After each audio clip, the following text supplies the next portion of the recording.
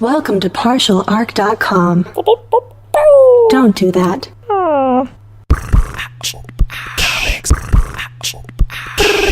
I'm here to save the day. I'm here to save the day. Soon I will be invincible. Because comics. Welcome to Because Comics. This is episode 26. I'm your host, Jay Jones, and I'm joined by my co-host, the beckoning Mike Christensen. Hello.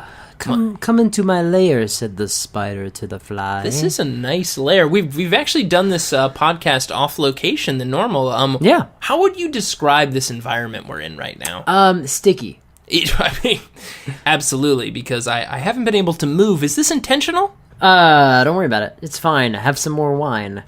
Thanks. You know, it is wine, right? Because it was red and the texture.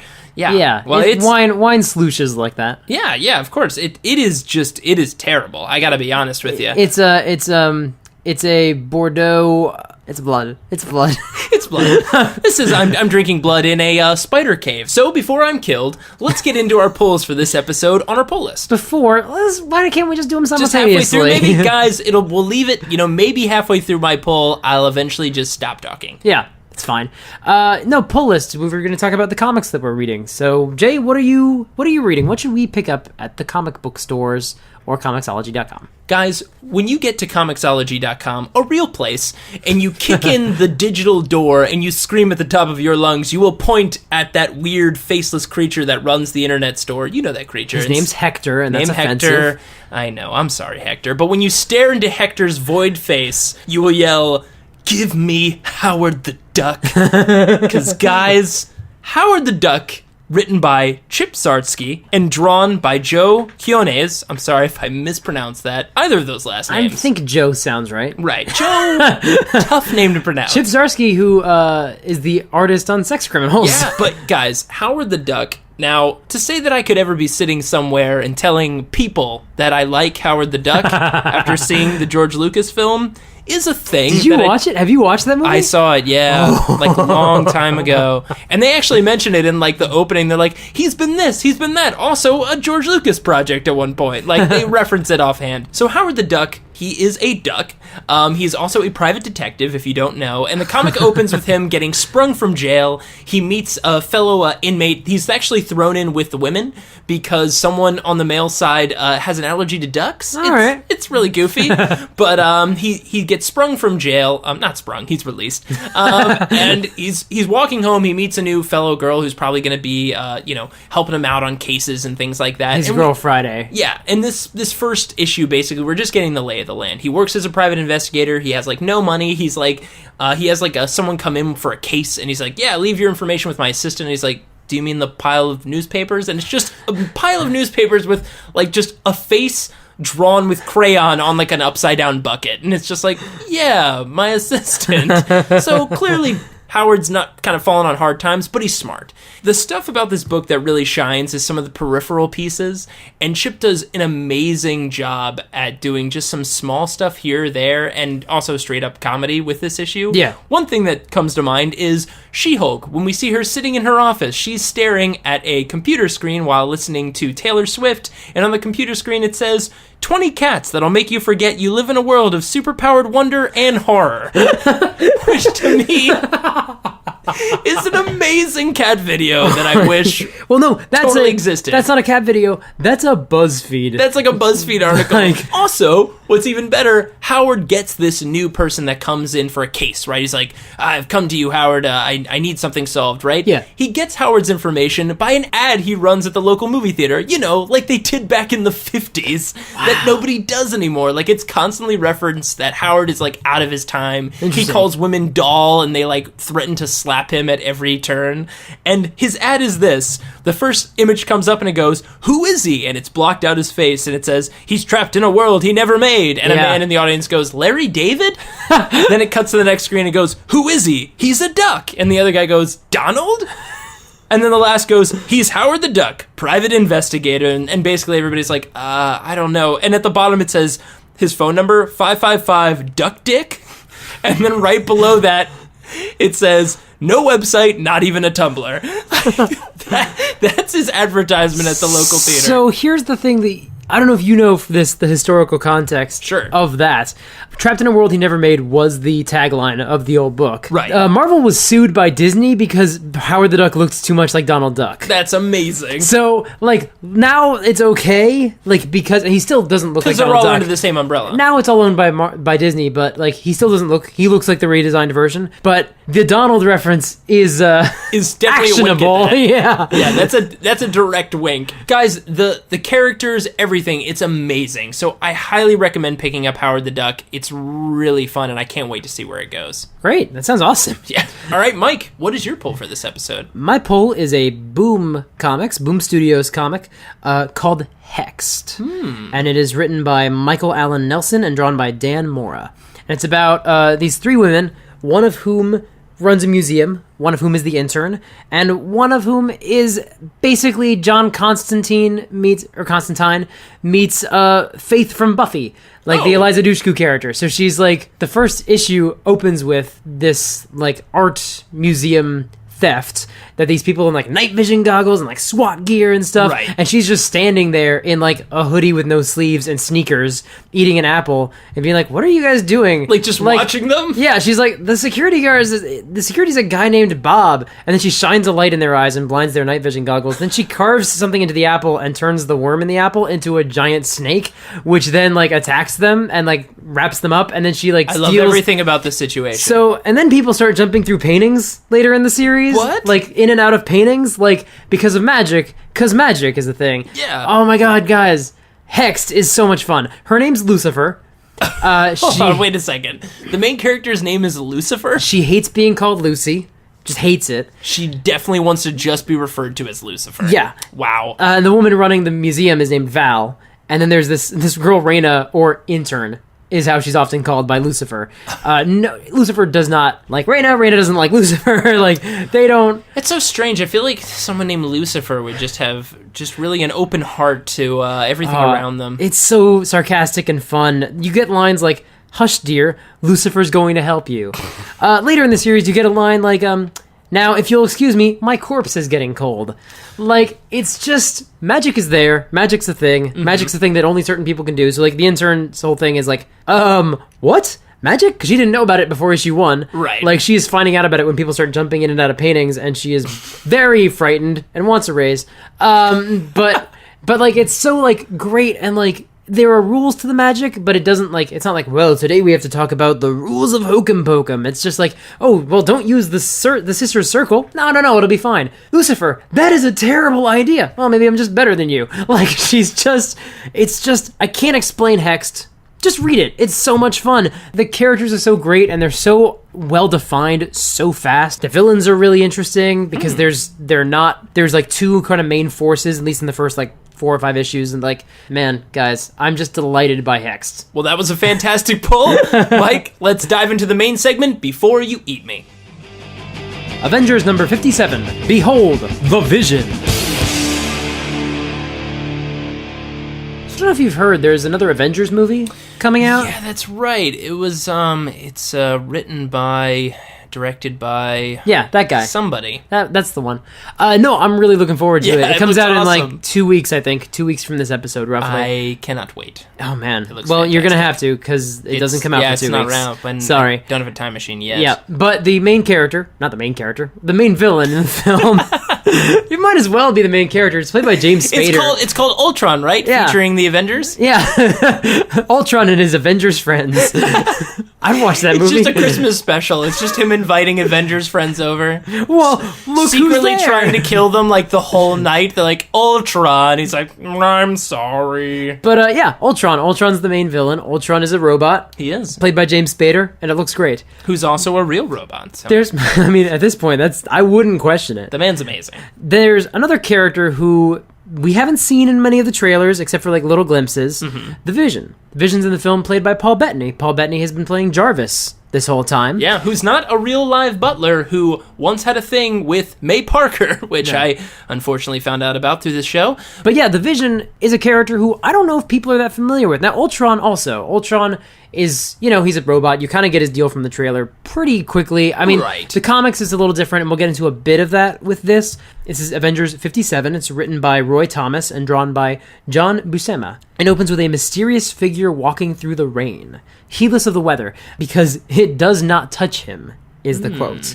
And then he flies through the air, and we see this green and yellow costume with this bright red face. But he doesn't have a name. He lands outside this window where Hank Pym, Giant Man, and he hasn't called himself Ant-Man for a very long time, and Janet Van Dyne, the Wasp, are saying goodnight, and she's kind of like hoping he'll stay. She thinks he's going to propose, but he's got to go home and do science. I love that, like, unfortunately for her, Hank Pym's options for an evening is propose to a woman he loves or go work with fungi. Yeah. That's yeah. sad. He's just like, do you ever see what happens when you leave bacteria without their chaperone? And it's like, and she's like, yeah, I'm like actively mad at you now. like she's really annoyed. But he leaves, and then the Vision opens the window and appears behind her and says, your time has come, Janet Van Dyne, and there is nothing you can do to stay your fate.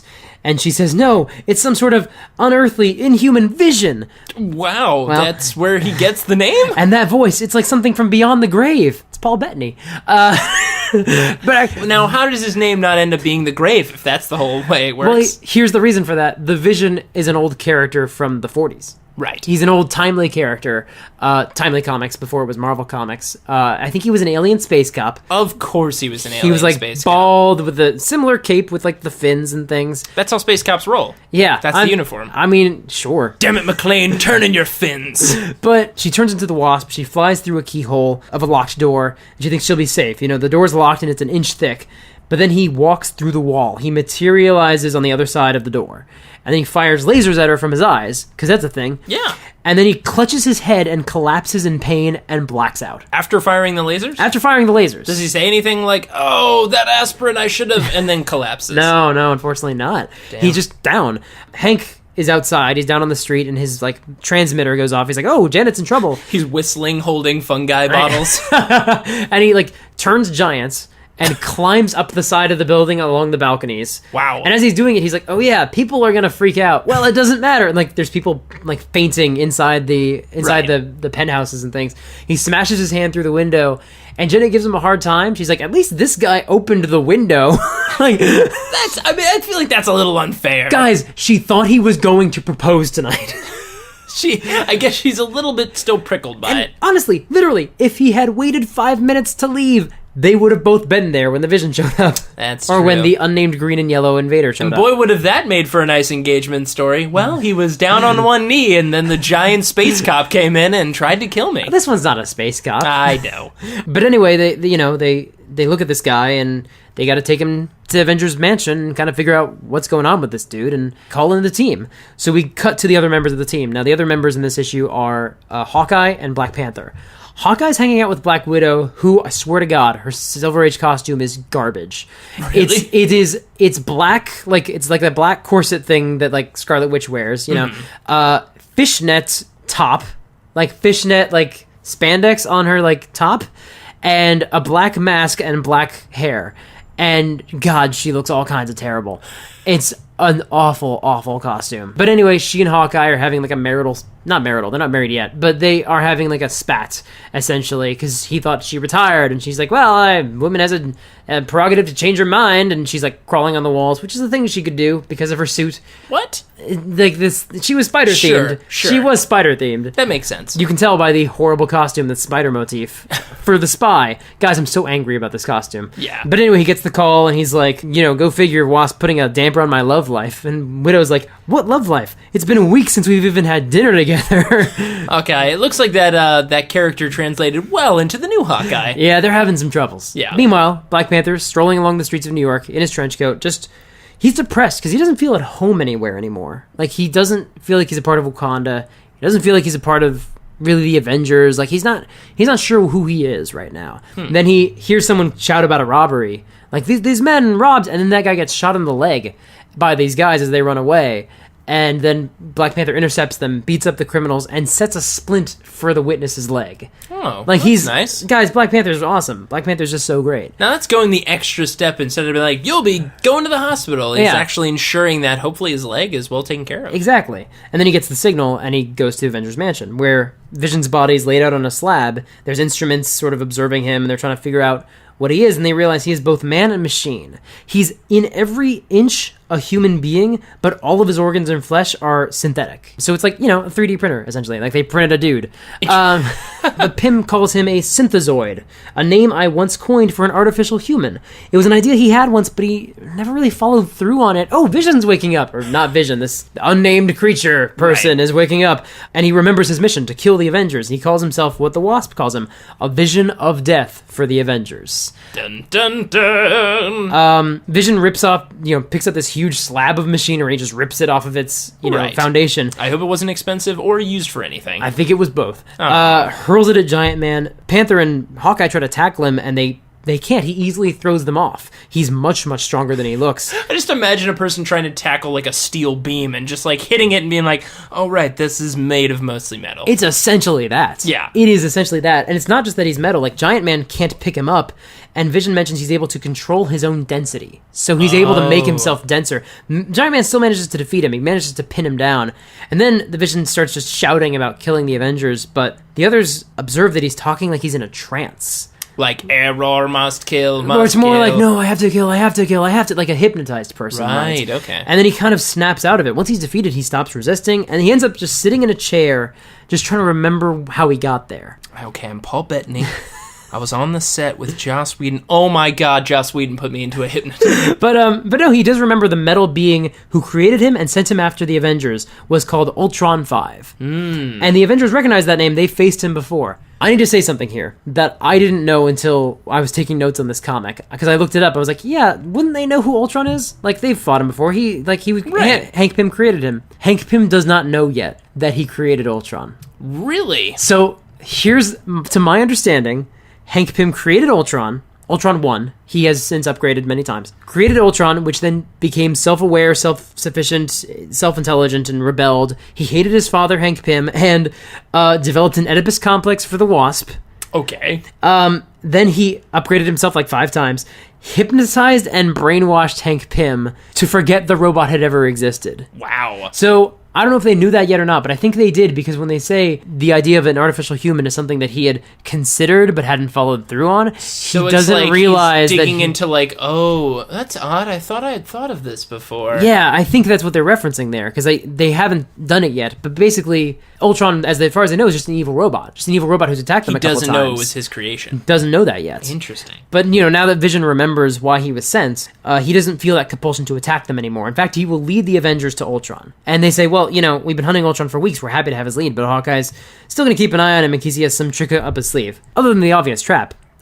Because it's obviously a trap. Right. So the Avengers fly their jet to the coordinates the Vision gives them, and it's this empty lot in the city. I think it's like Harlem or Queens or something. It's not Manhattan. It's like lower brownstone buildings. It could be Brooklyn, I guess. But they head towards this empty lot, and it opens up for them like subterranean. Like the garage door opens to this. Built into some brownstone in Brooklyn? Well, it's like the ground. It's like this empty construction gotcha, lot okay. that then lowers down into a ramp.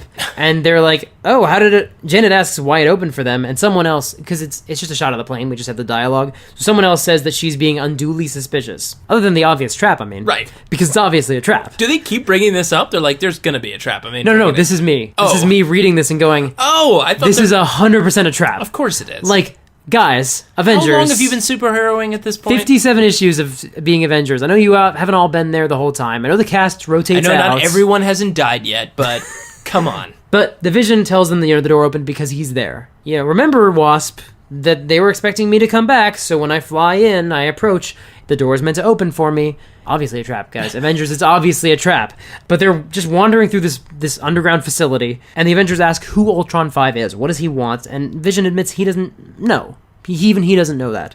But you should be able to ask him for yourself, for surely he must be watching our every move, even now. And, like, they're not being stealthy at all. Right. So, like, no one reacts to this yet. And no one says anything? No one's like, oh, God, we better, like, he's gonna have, like, plans and, like, maybe lasers or, like, other robots? Nope. They're just like, oh, he knows we're here. All right, well, I guess we should just keep walking down Yeah. this hallway with no quick pace or anything. Yeah, cut to Ultron sitting in a control center, watching Vision on his screen, and says, "That sympathetic fool speaks more truly than he knows. He realizes only that I originally programmed him to kill the accursed Avengers. He does not suspect that I designed him to black out at that crucial moment, so that he would be taken into Avengers' own mansion.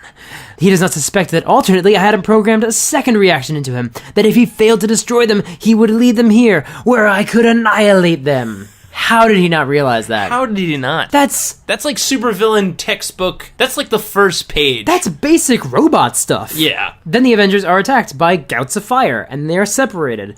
So, yeah. You guys couldn't see it, but you might have heard the huge eye roll I just did. And Wasp, Hawkeye, and Giant Man are on one side of the fire. The others are on the other side. So Wasp flies over. Giant Man gives Hawkeye a boost, but before he can hop over, you said lasers and other robots. In fact, there was fire, and another robot shows up. It comes out of the ground, not like the Vision. It doesn't move through the wall. This is page 2 of what you do in response. It's called traps. Yeah. Yeah, the ground opens up, and this big robot comes out and just sucker punches Giant Man and beats him up. Of course. And then grabs him and just takes him down. Oh no. Down with him into the ground below them. Into robot hugging death lair. Pretty much. And then we got Black Panther says, like, "I don't like it, Hawkeye. The way Hank vanished, it had all the markings of a well-laid trap." Ugh. How about that? How about that, Black Panther? Funny that. Wow. And the Vision says, "These are the world's mightiest heroes," right? That Earth's great. Earth's mightiest heroes. Earth's mightiest heroes is their tagline, Yep. right? And then, well, it's not Earth's most intelligent, perceptive heroes. No, the Vision says, "That is all the more reason for you to follow me." No, guys. That's the other thing. Nobody took one pause and was like, now how did we get here? Was it because we followed the Vision? No, it couldn't be. Let's keep following the Vision. Then the walls start closing in around them. Which is page 3. This is insane. I'm looking at the book of supervillainy right now. The Supervillain Handbook? Yeah, it's right here, page 3. Closing collapsing walls. The Vision did not know they were in a trap. Come on! Wow. So, but he can't break through the walls. He can't smash them down. Can he, like, dematerialize? He can dematerialize. He can't smash them. He can only get himself out. Yeah, that's true. It only helps him, really. Yeah. It's like, well, at least I'm not going to die. Because the walls are denser than he is. So he can move through them, but he can't smash them down. He can't match them. So he does move through the walls, and he finds Ultron. Ultron's standing there. He's got his back to Vision, his hands behind his back folded, and he's kind of looking over his shoulder. It's like just like the poster. Just a standard villain pose. It's just like the poster, basically, except with his hands folded. It's the most supervillainy. It's the most Ultron thing. It's the, well, it seems... Well, he says... dialogue. He says... "You were wise, android. Wise to desert the doomed mortals." Yeah, that's exactly what you think. Yep. Vision doesn't respond, so Ultron gets angry. He demands a report. And Vision says, you created me, gave me life, but you meant me to be nothing but a nameless, soulless imitation of a human being. Release the Avengers, or face him whom they have named, the Vision. And Ultron starts to say, "You dare challenge me?" But then he stops himself and he says, "Look, I don't want to fight you, because we're both robots. It doesn't make sense for us to fight.